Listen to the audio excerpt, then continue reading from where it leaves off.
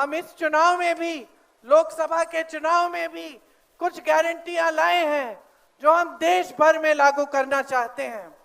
सबसे पहली ये है कि 25 लाख रुपए तक आपको स्वास्थ्य बीमा मिलेगा।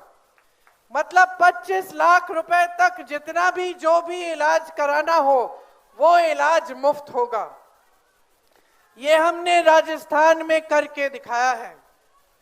जैसे यहाँ पे हिमाचल की सरकार ने 1500 रुपए अभी महिलाओं के खातों में डालना शुरू किया, उस तरह से हम महिलाओं के खातों में 8500 रुपए हर महीने केंद्र सरकार की तरफ से देंगे। ये पूरा एक साल में 1 लाख रुपया बनता है। आंगनबाड़ी, आशा बहू और मिड डे मील की बहनों के लिए हम आपका मानदेय बढ़ाएंगे और केंद्र से दुगनी राशि भेजेंगे। सरकार में जितने भी पद हैं उनमें से 50% महिलाओं के लिए हम आरक्षित करेंगे। पहले के आरक्षणों के तहत नौजवानों के लिए एक अप्रेंटिसशिप की स्कीम लाएंगे, जिसके जरिए जब आप स्नातक पास होंगे तो आपको पहली नौकरी मिलेगी जिसमें सालाना 1 लाख रुपए आप कमा पाएंगे और आपका हुनर भी बनेगा जब तक आप एक स्थायी नौकरी नहीं ले पाएंगे। इसके अलावा 5000 करोड़ का एक फंड बनेगा, जिससे अगर नौजवान अपना कारोबार, अपना छोटा यूनिट खोलना चाहता है उसको सुविधा मिलेगी।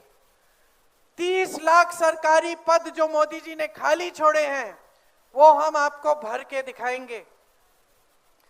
हम अग्निवीर स्कीम को एकदम रद्द कर देंगे और पहले जैसे भर्ती लाएंगे। किसानों के लिए एमएसपी, न्यूनतम समर्थन मूल्य, एक कानून बनेगा, आपको मिलना ही पड़ेगा। जिस तरह से भोजन का अधिकार बनाया, जिसकी वजह से आज मोदी जी मजबूर हैं कि 5 किलो राशन हर गांव में पहुंचाते हैं, मजबूरी है इनकी, क्योंकि कांग्रेस ने ये कानून बनाया, ये आपका अधिकार बनाया। उसी तरह से हम कानून बनाएंगे, आपका अधिकार बनाएंगे कि न्यूनतम समर्थन मूल्य, आपके उपज का सही दाम आपको मिलना ही मिलना पड़ेगा। खेती के हर सामान से हम जीएसटी को हटा देंगे ताकि खेती का हर सामान सस्ता हो जाएगा। किसानों के कर्ज के लिए हम एक स्थायी कर्ज माफी का आयोग बनाएंगे, जिसके जरिए आप जब आपको सुविधा की जरूरत होगी, आप कर्ज के संकट में होंगे, आप उस आयोग में जाकर सुविधा उठा पाएंगे। आपके लिए, किसानों के लिए आज आपको नुकसान का जो भुगतान है वो पूरी तरह से नहीं मिलता। हमने तय किया है कि जब नुकसान होता है तो 1 महीने के अंदर अंदर आपको पूरा भुगतान मिलेगा।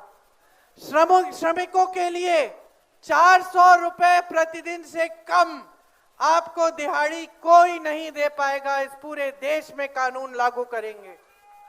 और जिस तरह से मनरेगा में हमने सबको गांव में रोजगार दिलवाया और उसके बाद मोदी जी जब आए तो उन्होंने मनरेगा को कमजोर किया, हम मनरेगा को मजबूत करेंगे।